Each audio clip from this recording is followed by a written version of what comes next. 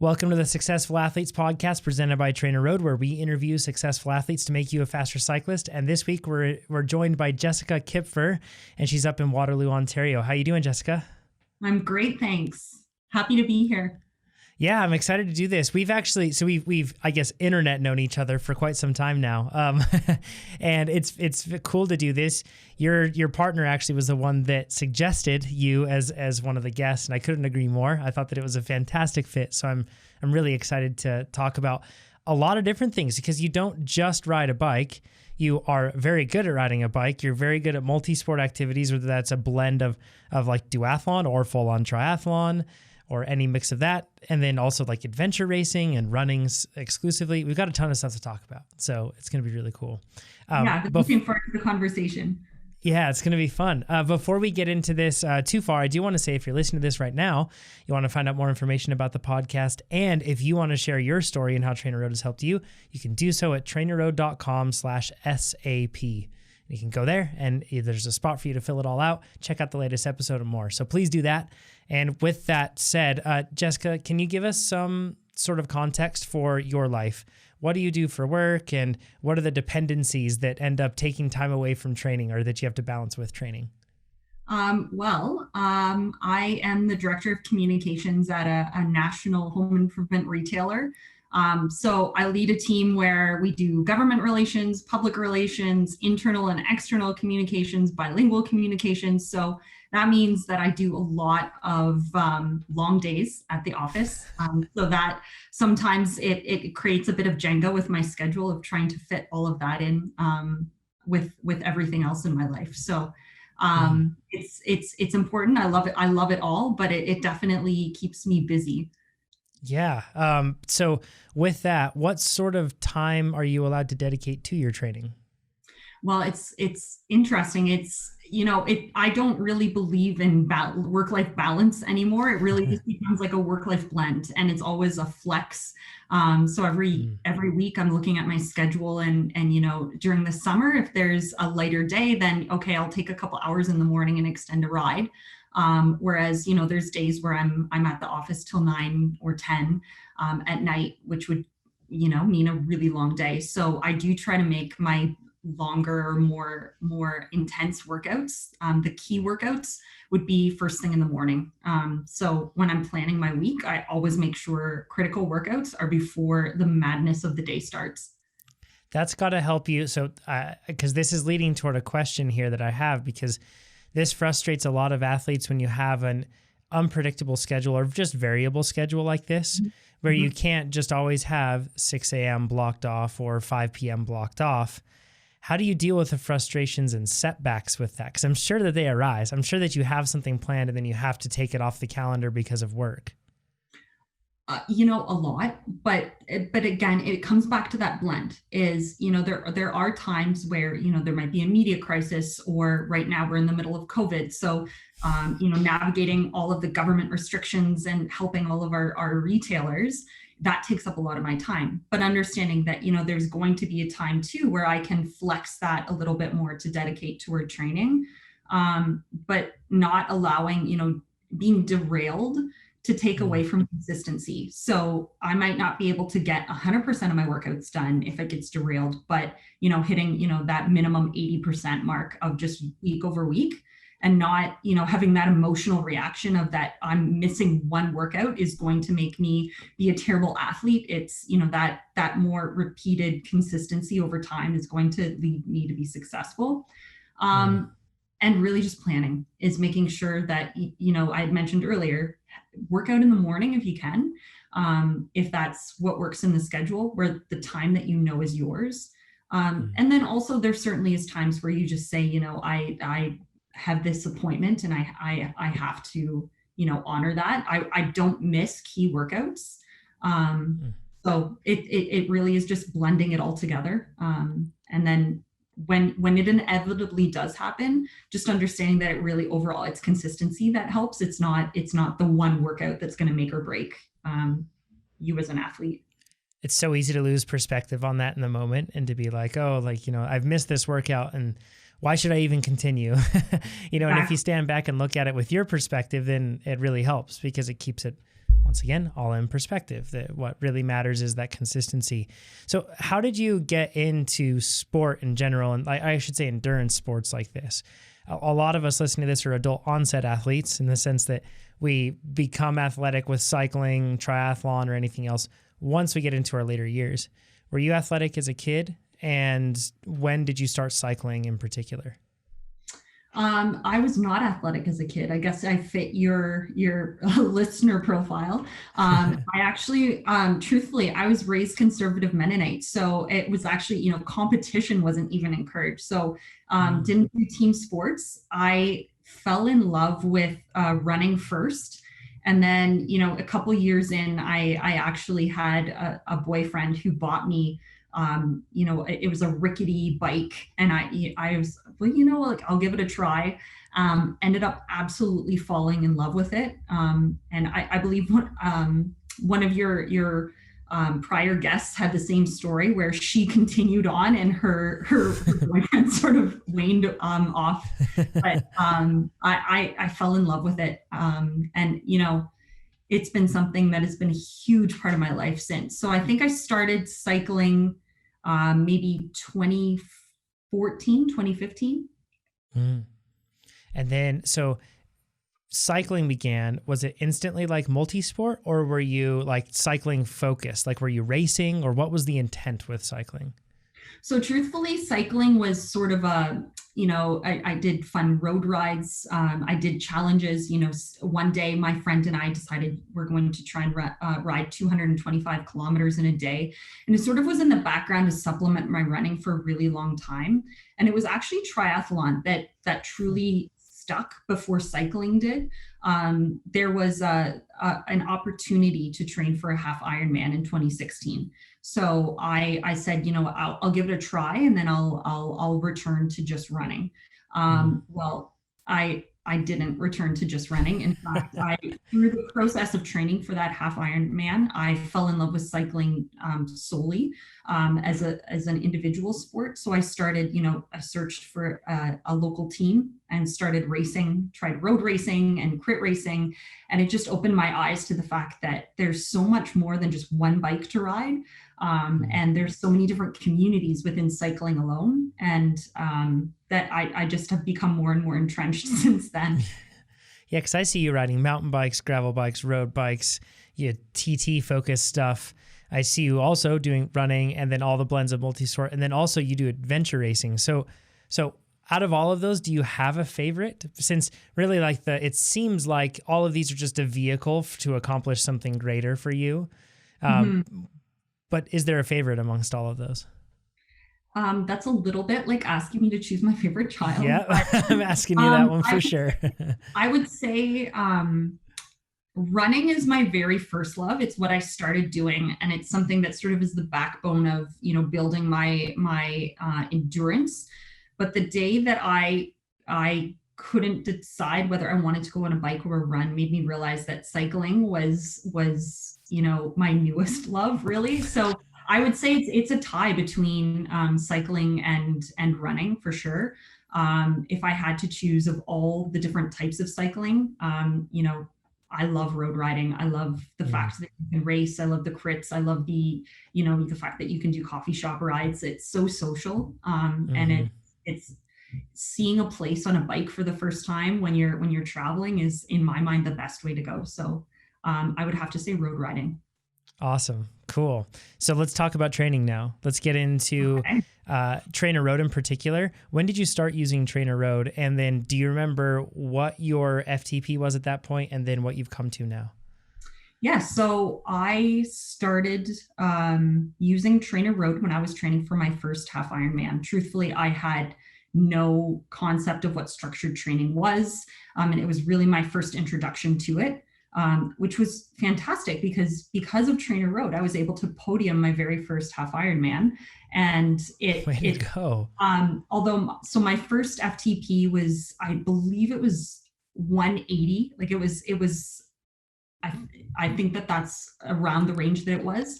And then my current FTP is, I'm still building. I've just come off an off season. Right now it's around 225, but I normally race at around 250. So Way it's to go. definitely had, it's taken me, and every year I think I messaged you about this the other day, but because of TrainerRoad, every year I consistently and incrementally get a little better. Mm, So right now we were doing your new tool that you've introduced where you can compare seasons. yeah.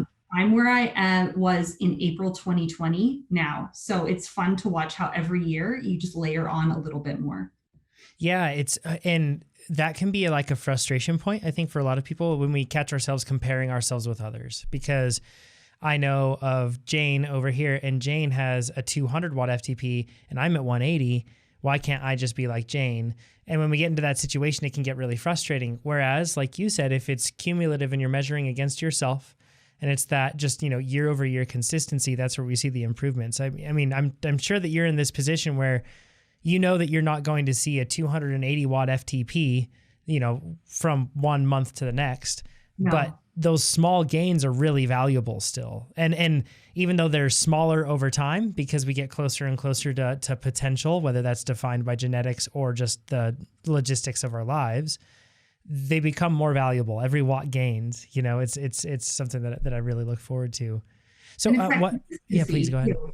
I was just going to say it's that consistency too. So like I don't ever get disheartened. It will never be as fast as it was at the beginning, which is never as fast as I would like. But even if it's a 5 watt increase every build, if you can do that over the course of a season, suddenly you can have a 20 watt increase over, a Mm-hmm. program, which is huge.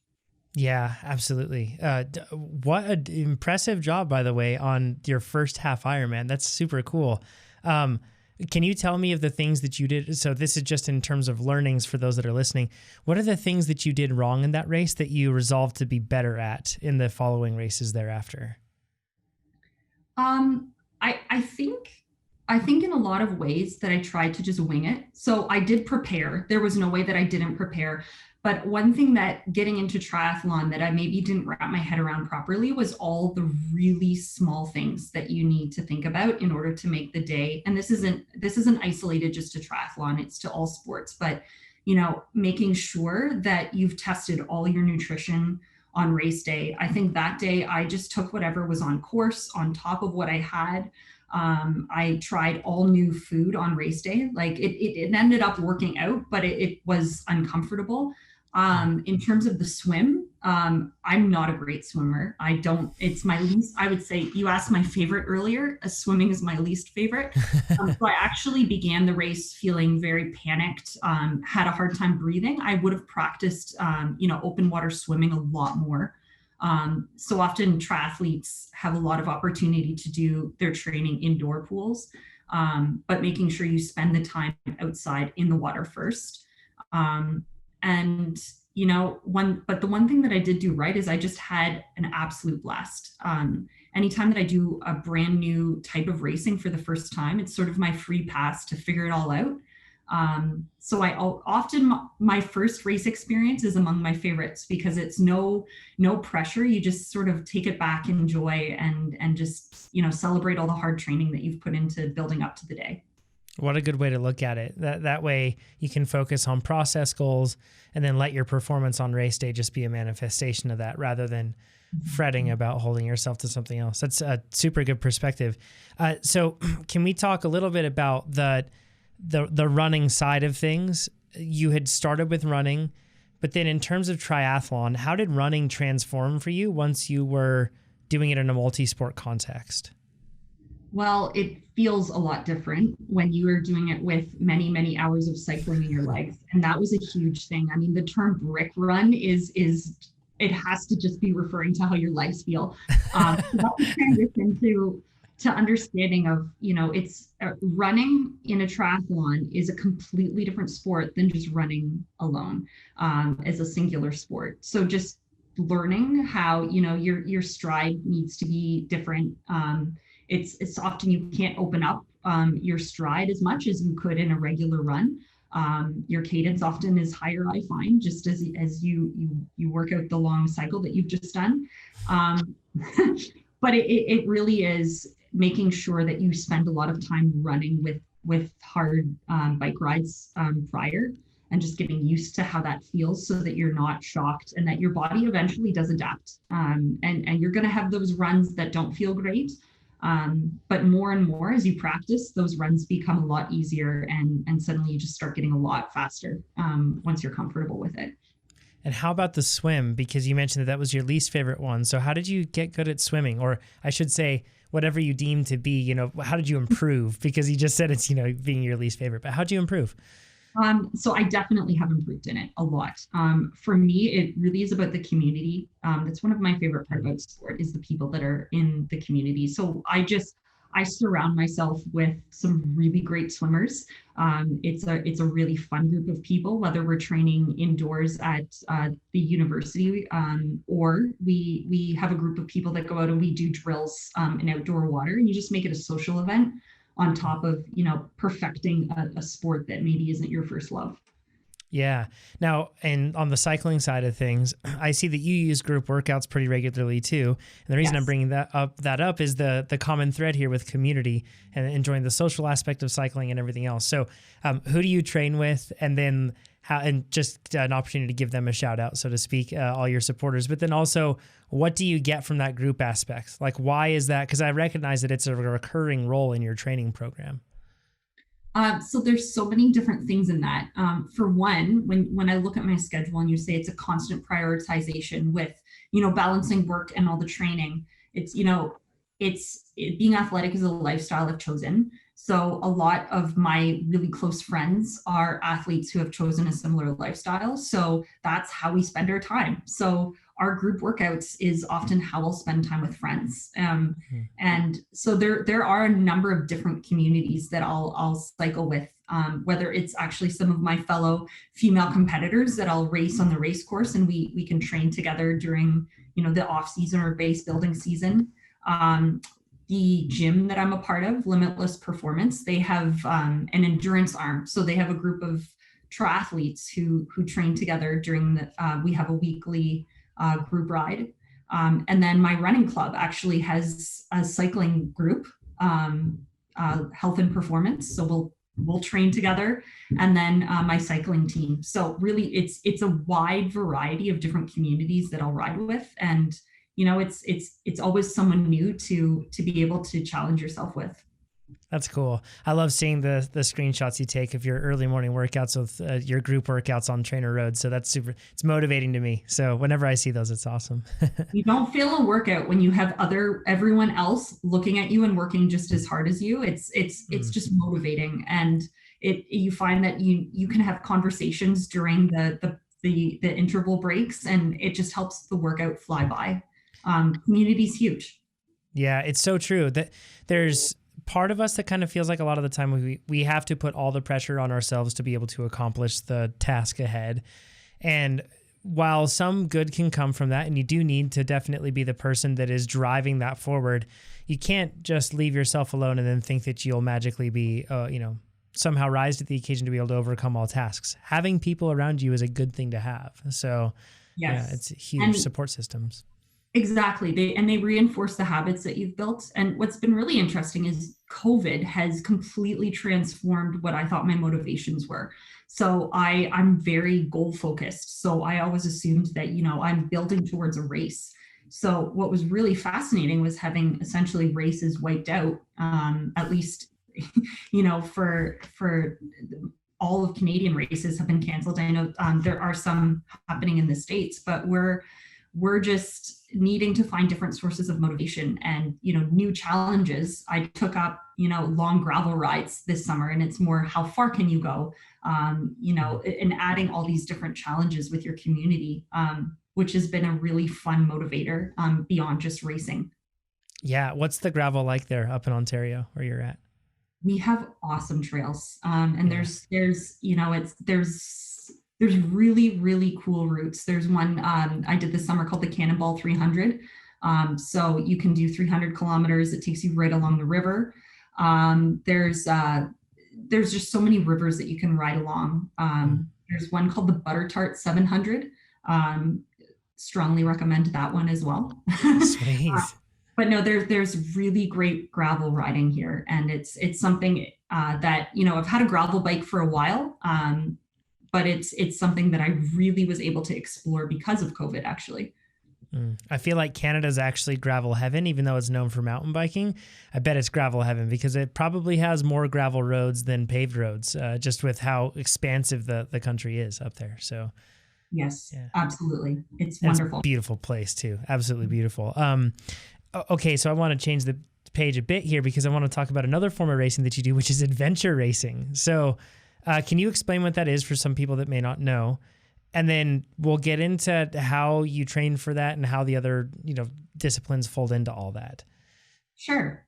So adventure racing is another multi-sport endurance type of racing.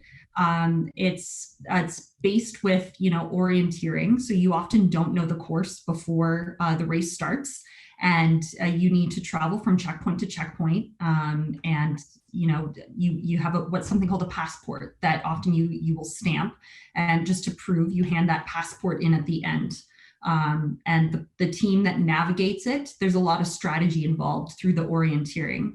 But the disciplines of sport involved in it are, everything ranging from rock climbing to, canoeing or kayaking, mountain biking, trail running, and I think I've listed all of them. Yes. Wow, that's a lot. Yeah, so there is a lot, but because the races are, I believe the sprint distance is considered 6 hours, and then at the World Championships is up to 6 or 7 days.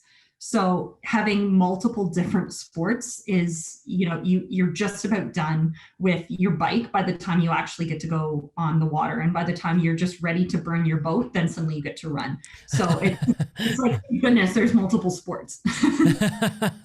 Holy cow, that's serious. So how did you get into that? And then did your experience, I assume the fitness that you had from those other sports translated to it.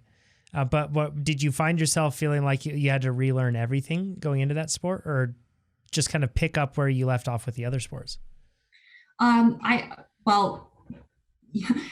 a bunch of things in what you just asked me. Really, firstly, I find that, in doing all these different sports, they all work together. I can take something from, I'm a better mountain biker because I adventure race. I'm a better crit racer or triathlete because I crit race. But, the way that I got into adventure racing was I had an acquaintance reach out and ask me if I would consider doing an adventure race. I tend to be a yes person. So I said, of course, I'd love to try it. And so signed up. One of the rules with adventure racing is that, often in a team of 4, to be, an official team, you need to have at least one female. So, he was recruiting to see, he knew that I was an endurance athlete. He knew I loved cycling and running, and thought that I might translate well into this sport. And I did. I loved it. It was a completely new level of challenge to do, 72 hours of racing in Florida. And, it's the sleep deprivation, and it's the team building, and it's trying to put all these different pieces together. It's a fascinating type of racing. And one of the really interesting things about adventure racing is you truly find your limits. And I think that that's often why a lot of athletes do what they do is, where are your limits? And it's definitely a more aerobic way to find them. But, when you add that sleep deprivation, sometimes hunger, and, needing to work together with a team and physical exhaustion together, you find out, how far you can go. The cool thing is you find that you can keep going. So where you think your limits are, you can go beyond that. So I think that was the greatest thing that adventure racing taught me, is that where I thought my limits are, I can go a lot further than that. So it brings a lot more grit to all my other sports. Yeah, I was just going to say, I'm sure that translates to the other ones. Is there anything else that you feel, like orienteering, for example, is like a unique skill to that, and kayaking, but has it helped you in other ways as well, when you're on the bike or on the run? I think, especially I started adventure racing when I was a very new mountain biker. And I found that with mountain biking, my greatest inhibitor was the fact that I got into my head. So, I'd be going down a steep hill and I'd tense up and I'd be like squeezing my brakes. And whether this was safe or not, when you are racing for many, many days and you have a heavy pack on your back, you almost stop caring. And so you start it becomes automatic and you start relaxing into it and just letting it happen. And suddenly you start realizing, oh, I can do that. I can do that single track.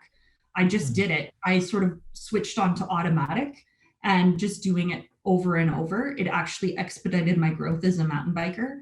And I got a lot more comfortable. So that was one key thing. And then I think the number one thing that it taught me as well was, preparation and learning how to problem solve. So it's not if, but when. It's called adventure racing for a reason. The adventure part is that things go wrong. So when I'm in a race, especially a longer endurance event, it translates that, when I walk into an Ironman, I've already problem solved for anything that could happen. So if I get a flat tire, I don't panic. I realize that, it's going to take me 5 minutes and 36 seconds to change this flat tire because I prepared and practiced. And that was sort of the lessons that adventure racing taught me, is prepare for the worst to happen always. And I took that into all my other sports, is what could go wrong? How do I solve that before it goes wrong in the race, so that once I'm racing, I'm just executing. And then you're just calmly switching from plan A to plan B to plan C. And then you don't have an emotional reaction. It doesn't take energy away, and you're just executing. How do you balance all of this? Like, do you train specifically for bike and run, and then you let the other things kind of fall in where they may? Or do you kind of like segment your year into training for adventure racing or training for something else? I know last year is tricky with all the events being canceled, but how do you fit it all in? Because even like a road cyclist and a mountain biker, there are times in the season when I may have those two different genres of events going on, and I do feel a bit conflicted. Like, which ones do I pick, and how much do I allocate to whichever discipline I'm focusing on? Well, I mean, it's an endless game of prioritization. And it's really, what I sit at the beginning of the year and say, what is success to me? What are my actual sort of mountaintop moments that I want to peak for? And then what else am I doing for fun? Because at the end of the day, I do this because I love it. I do it because of the community. I love to challenge myself and reach limits. I'm not a professional, so I want to be the best I can be. But for me, that also means doing as many as I can. So, often that will look like, in the spring, I want to focus on road biking and crits. And so I'll really, really get ready for, longer road races. And then I'll move into sort of that will transition into adding longer rides. I'll go into crits. Sorry, road racing comes first, then crits. See, even I get confused. And then we move into triathlon sort of as midsummer. So I build on that cycling fitness, and then I slowly ramp up running. And then from triathlon, I'll move into more of a run focus.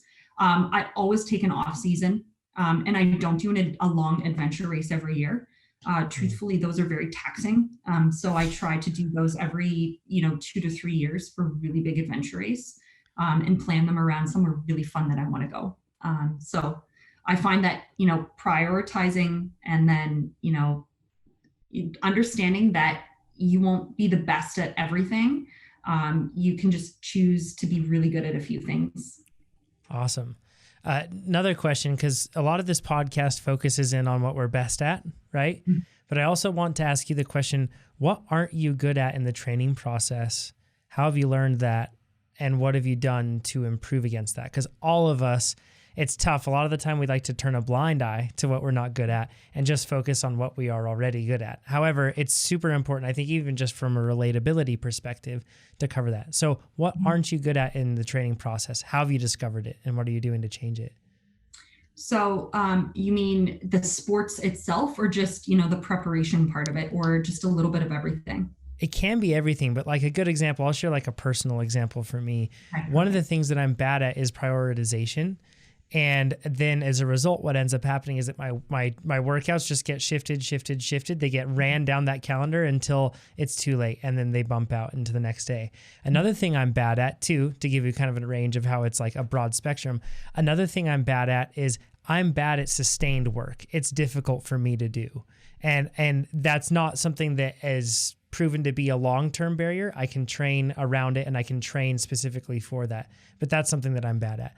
I was really bad at nutrition as well. There's a lot of things I'm bad at, but I was really bad at nutrition. No, you're fine. Yeah, and I figured that out, and I feel like that's one of actually my relative strengths now. So kind of anything that you feel like has been a big frustration point as you've trained as an athlete, or maybe just a big learning point where you're like, oh wow, now that I do this, I'm much better. Okay. Yes. So definitely rest is something that I struggle with. I hate resting. I'm terrible at relaxing. I am one of those people that will sit down on the couch and I will pick up a book or something. And then 3 seconds later, I'm popping up because I forgot something. And then just walking, sitting down, popping back up again. So just sitting and recovery. I would say the recovery piece has always been hard for me. Truthfully, I've definitely grown as an athlete in this, but what I used to do is almost wear as a badge of pride of the fact that, I could, work a long day, do a really hard workout, sleep like 5 to 6 hours and do it all over again. And, so many people, including myself, have worn that as a badge, and learning that's burnout. That's nothing to be proud of.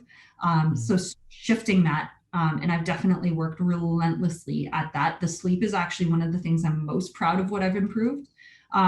Also, balancing out, we talked a little bit about work. I mean, my job, I am running around the office often in high heels all day. You translate that with all the sports that I do. I have a very high stress job. So I love it. It's a lot of fun to me, but it also, whether you feel stressed or not, you're absorbing that stress all day long. So again, that's why I do my workouts in the morning. And I believe you've talked about this even on the TrainerRoad podcast, but when your mind is full, they've done scientific studies of if you're trying to do a workout and do math problems at the same time, your performance is so affected. So trying to do my workouts when I can give my best. But I truly am terrible at resting. And so I've spent a lot of time trying to learn, how to trick that and build rest into my days and make it a part of my regular routine. And then in terms of sports that I struggle with, swimming, it's sort of the, when the chicken and the egg, do I not do it as much because I don't like it, and then I'm bad at it because I don't do it often. Yeah. But it's something that, we talked about it earlier about making it fun. But that's definitely something that I was weaker at. And truthfully, there's still mountain biking continues to be one that I need to work at. There's a lot more people in my area that would road ride than mountain bike. I've definitely built a lot of really great friendships with strong mountain bikers, but mountain biking is a real social thing. So if I need to choose between, going out on a really hard road ride or mountain biking by myself, I love the social aspect. So I will go do a workout with someone every time. So sure. So those are some examples of sports that I maybe could improve on, and then definitely, some areas that I can focus on in improving. Yeah. Hopefully that, and thanks for sharing like how you improved each one of those, because hopefully that helps somebody see this, like it's a productive view of oneself to basically say, how can I improve? Here's a solution. And to hear that from another perspective is super helpful. Along the lines of one of the things I was bad at on nutrition, what does your diet look like? You train a lot. You have a high level activity, a large amount of calories that you're burning all the time because you are doing these different sports. So, and then of course a demanding job too. On top of that, your brain is just a glucose hog all day with that sort of work. So what do you fuel like when you're going throughout a typical day or week? I eat a lot. I definitely eat a lot. I always have 2 breakfasts. So, one, I'll have an early morning workout at around 6:00.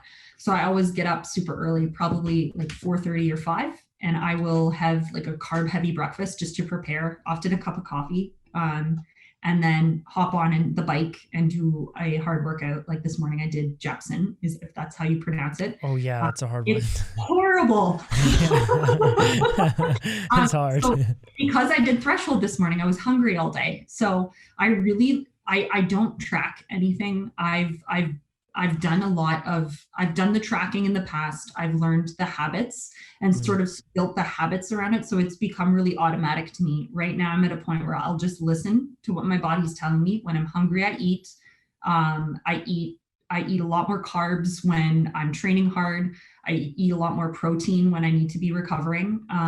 But it's, and truly around workouts, if it's 75 minutes or more, I will always fuel. And I try to aim for, at least 40 grams of carbs an hour. And I find, fueling during workouts has made a big difference. And I almost treat those like meals. So it's always being mindful of the amount of activity. Sometimes it's easy to forget as it becomes such a part of your life. It feels like you can forget that workout happened, but realizing that you need to fuel to be successful. So I just view nutrition like another one of those levers that I can pull to be successful. So I love food. I eat a lot of it.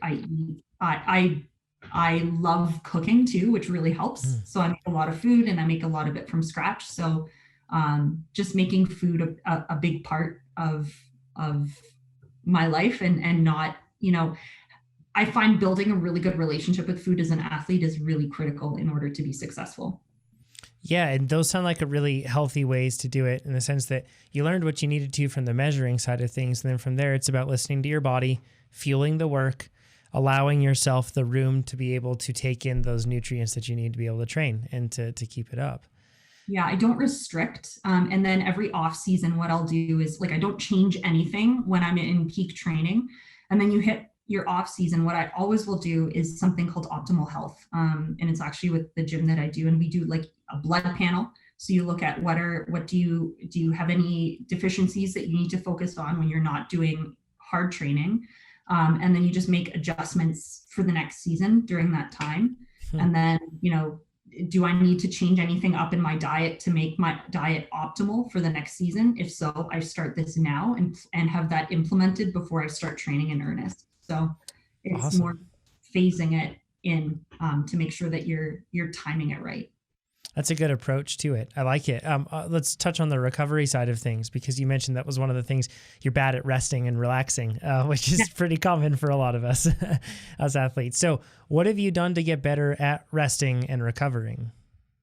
I think it helps that, my boyfriend and coach has just made it a non-negotiable. It helps that we live in the same household. So I'm not going to stay up when he goes to bed at, we'll sometimes be in bed by 8:30 p.m. We get 8 hours every night, 8 to 10 hours every single night. Again, if you view sleep as another lever that you can pull to make sure that you're successful. I don't do anything special for recovery. I don't use any, tools outside of the traditional stretching, rolling. But I find that sleep is number one. And this one doesn't often lie in the same camp as recovery, but I find hydration. One of the things that I identified is that I was not drinking enough water by far. So upping that to drinking about 9 cups a day every single day as a baseline was incredible in how I felt and performed as an athlete. So really it's just eating enough, sleeping enough, and making sure that I'm drinking enough water. I do some stretching and mobility, and then, making sure that I'm taking time to just recharge. The staying off my feet is the hard part, but, I find that if I can keep those core principles under control, my recovery is normally very, very high. Awesome. How do you adjust if you don't feel rested when you go into a workout, because you have so many of them going on? What's your typical approach? Are you the sort of person that if you feel that you aren't rested once you get into that workout, you turn it down in terms of intensity, or do you just take that time off and then move forward into the next day? It really depends on what the workout is. If I'm going into one of my core workouts that are actually fundamental for my success and sort of a building block, I'll make sure that I would, move that to another day when I was actually rested. If it's, an aerobic 45 to 1 minute run or 45 to 1 hour run, I would just do it. And because I do think that there occasionally is benefit to for the sports that I do to be able to train while tired.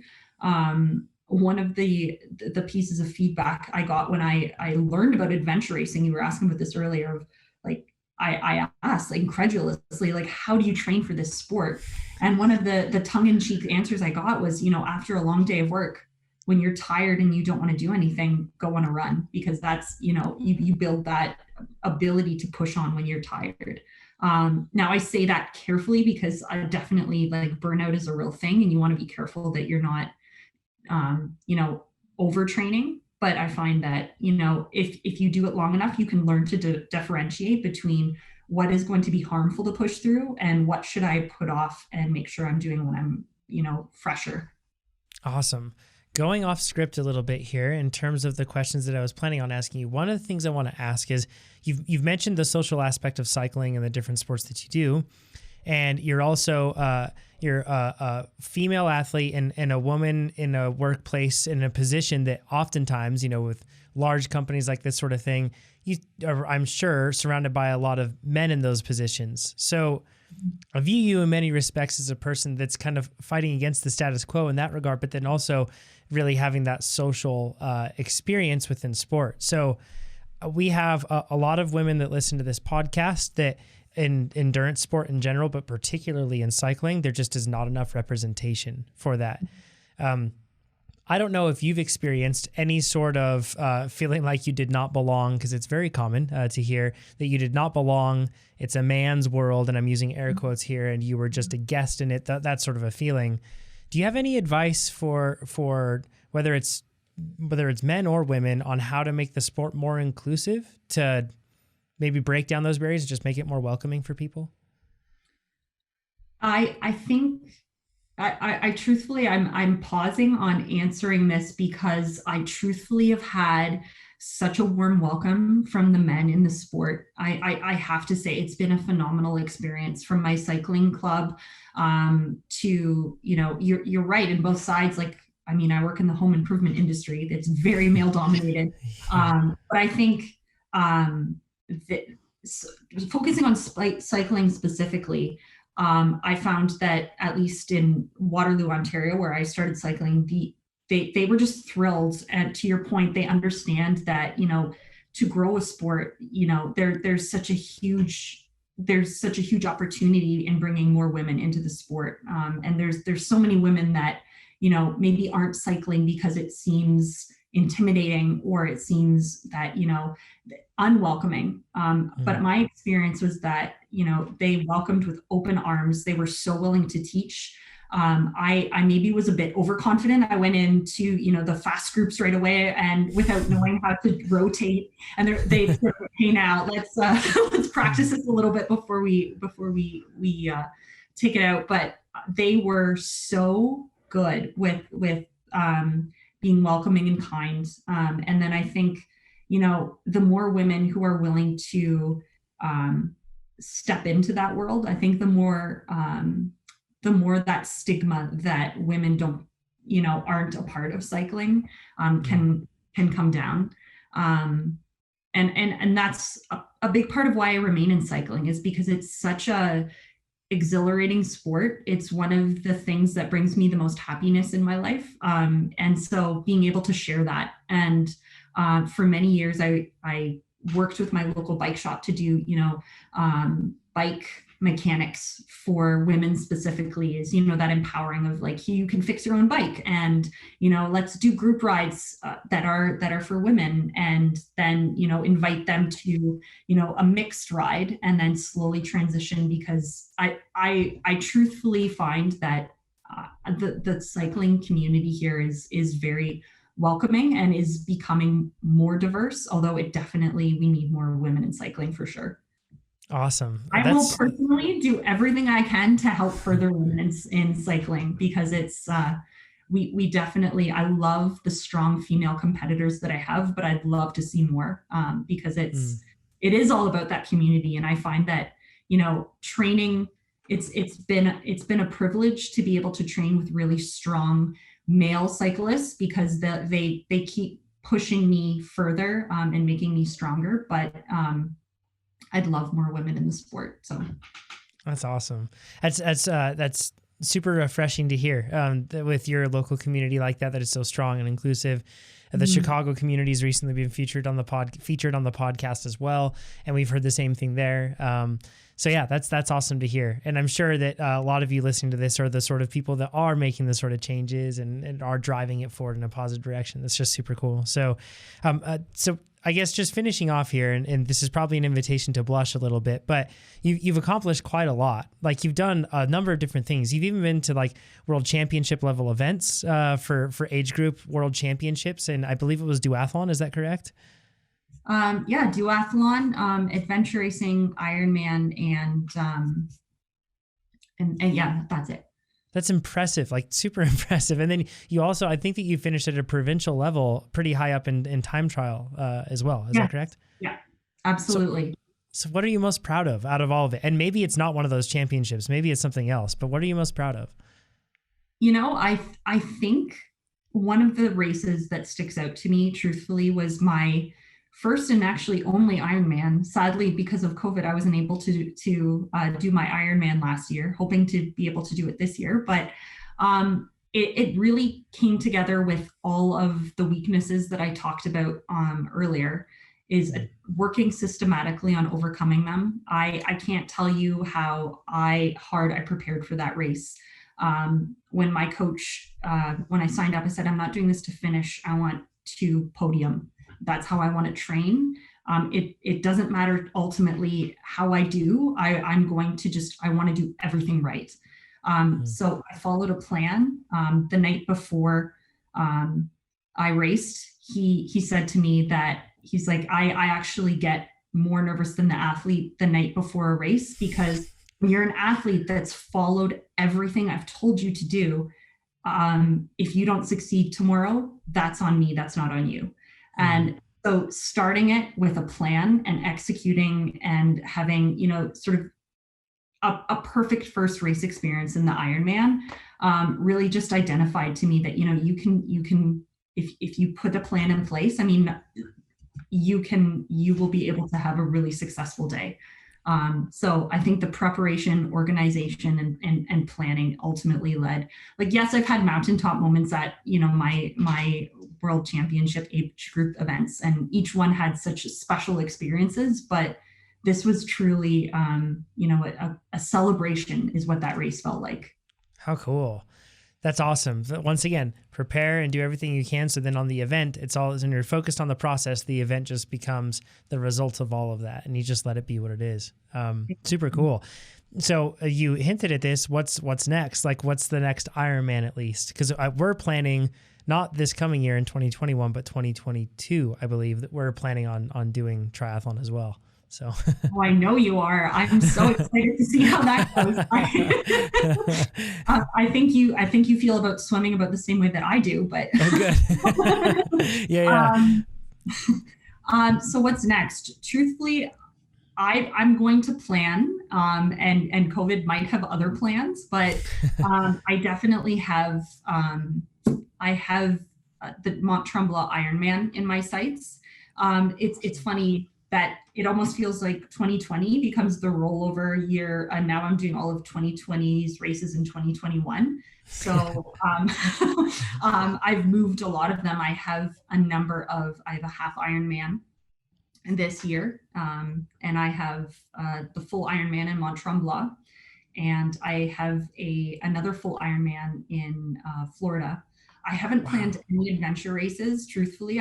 Anything that I hadn't pre-signed up for, I sort of pumped the brakes on. A lot of it is wait and see, truthfully, but that doesn't mean that I'm not going to keep challenging myself. In many ways, COVID ended up being a bit of a blessing athletically for me, because I find that when I'm racing, I interrupt those structured training blocks. And to have 2020 be a full year of just structured blocks, What I'm really excited about is no matter what's next, I'm going to be emerging as a completely different athlete than before the pandemic, because it's, you know, that consistency of not being interrupted and working on all those weaknesses. So I'm just itching to get back to racing. I miss it a lot. That's awesome. Super cool. I'm excited to see how it goes. If people want to get in touch with you and follow to see how it goes for them as well, what's the best way they could do that? Probably Instagram. I'm Laces and Lattes is my handle. So I love to hear. I mean, there's so many successful athletes that you featured. So I'd love to see everyone's journeys as well. I'm inspired. Awesome. It's the community that really is what makes us all great athletes. Yeah, no doubt. That's great. And we'll put the link down to Jessica's Instagram down below. And like we said at the beginning of the podcast, if you want to share your story with us, please do. We would love to hear it. You can do so at trainerroad.com/SAP. And when you go there, you can submit your story. Let us know how TrainerRoad helped you achieve any level of success, whatever you deem that to be. So thanks a bunch, Jessica. We'll be in touch and all throughout the year, and it'll be exciting to see how your build goes up to Ironman, Mont Tremblant, and hopefully you can share some swim tips because I'm going to desperately need them. So I'll follow up. I hope I can help you, but no problem. Awesome. Thanks so much, Jessica. Take care. Take care. Thank you.